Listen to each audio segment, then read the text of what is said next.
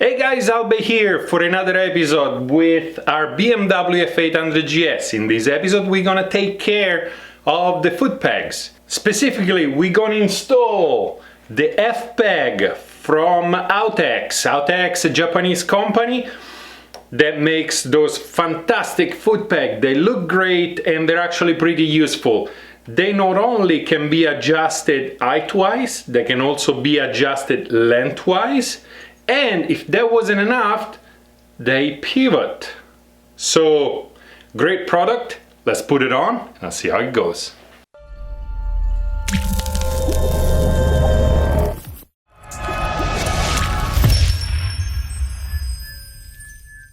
Installing a foot peg is obviously not that complicated. The only thing we need to pay attention to is the spring that it's inside the foot peg that makes it do this.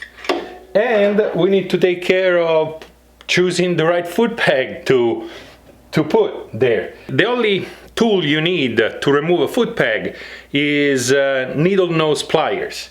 There is a cutter pin on the bottom side. We just remove the cutter pin and the foot peg should come right out. So pick up the right foot peg and let's put it on. So easy enough. We just grab the cutter pin and straighten it out like this.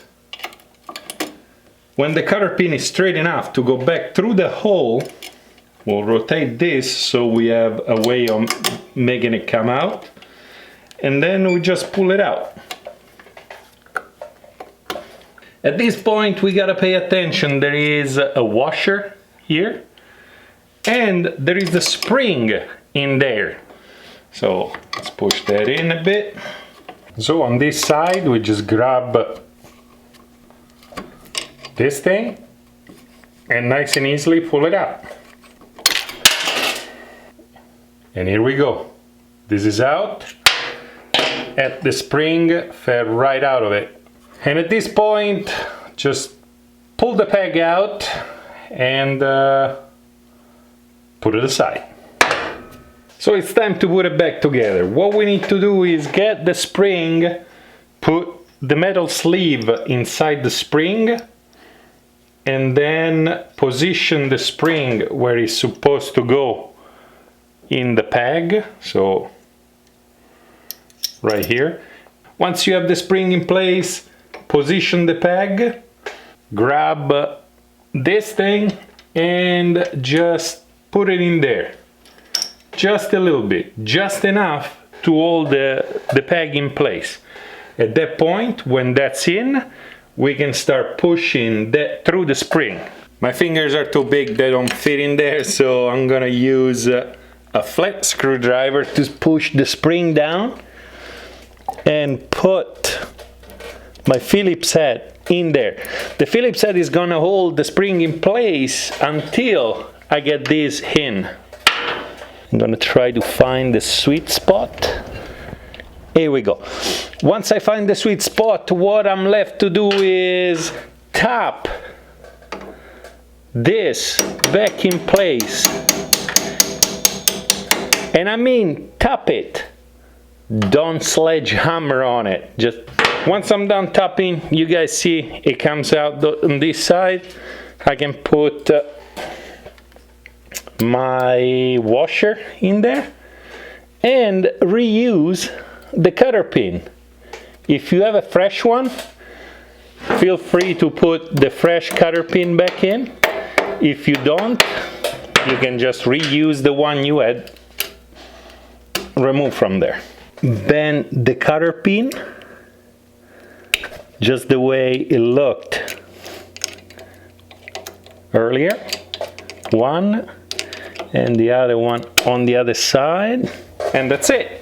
Before we move on to the other side, we're gonna see if it works. So up and down like it's supposed to, and back and forth. Great, it works. Let's move on to the other side.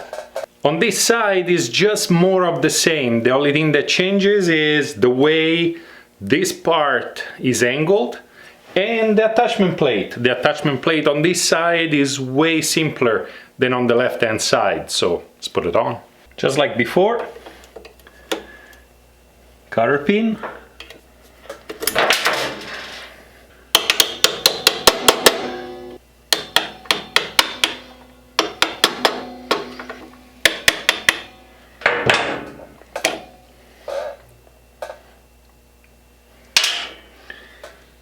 and nice and easy. So the difference is this plate over here, where the spring actually goes into one of those holes. And that's about it. What we need to do now is put the sleeve inside the spring and then put the spring inside the F-peg. Put the F-peg in place, making sure that the spring goes where it's supposed to be sitting, in that little hole. And then let's put the stud back in, just enough for me to let go and the F-peg stay in place. So once the screwdriver is in and I can align the spring over there, it's time to start tapping with my hammer. Just like that. The last step, we put the washer in and the cutter pin.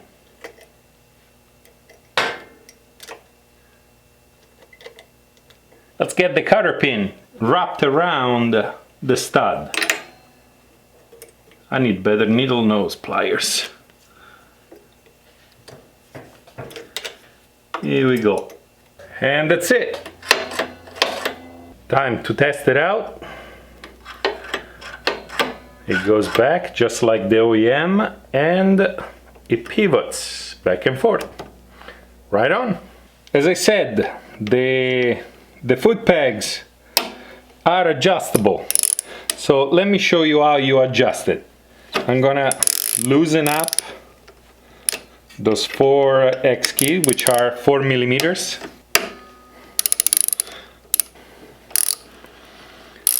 Now, just by loosening them up, you can actually adjust it lengthwise. It's about a 1/4 inch. You can push it in or out. Or you can actually take those out altogether and move them to the lower holes. And at this point, put it back in. Now they are a whole lot higher than before, a little more than a 1/4 inch. Let's say you're going through a lot of mud, I might recommend to keep them on the higher setting, because you got more room for the mud to shed.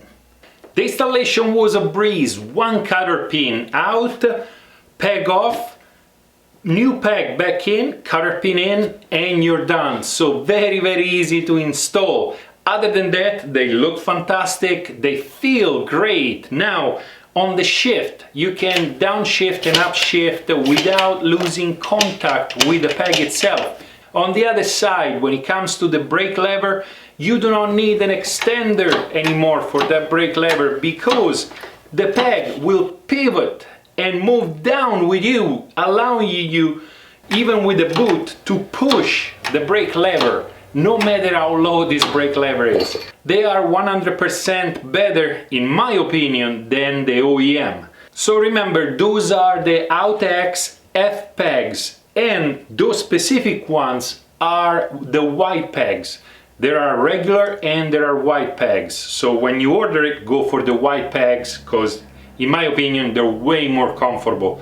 Not only that, I spoke with the guys at OutEx and they told me that every part on the peg can be ordered individually. So if for whatever reason you drop the bike, hit a rock or whatever, you can replace just the specific part without the need to order the whole peg all over again. I'll put a link down in the description. You can buy those pegs on eBay, and with a simple message you can actually order whatever specs you like best on the peg itself. Now, just to be clear, I am not getting paid by OutEx over there. I'm saying it because I truly believe in the products that OutEx come out with. As you guys have seen in my previous videos, I got the pegs. On the Scrambler, I have the vibration dampening lever guard up here, And on this one, on those, actually exactly on those street tire, I have their tubeless tire kit. Other than that, as you guys know, I want to add one more bike to the stable. So I want to add a bike between the F800GS and the Scrambler. Take the poll here on the cards on YouTube and let me know which bike you think I should pick. Right now, the Aprilia Tuono RR and the Triumph Speed Triple are head to head, while the BMW S1000R and the Ducati Monster 1200S are being left behind. So go there and vote, or go to the website www.albezedv.com, not only to vote for which bike you want me to get, also to check the results. There's gonna be a real-time graph that shows which bike is getting the lead and which bike is getting left behind. If you guys want to support the channel, get yourself one of those Albe ZDV t-shirt. And if you like the video, if you love the video, obviously subscribe. Dirt on, and I'll see you next time.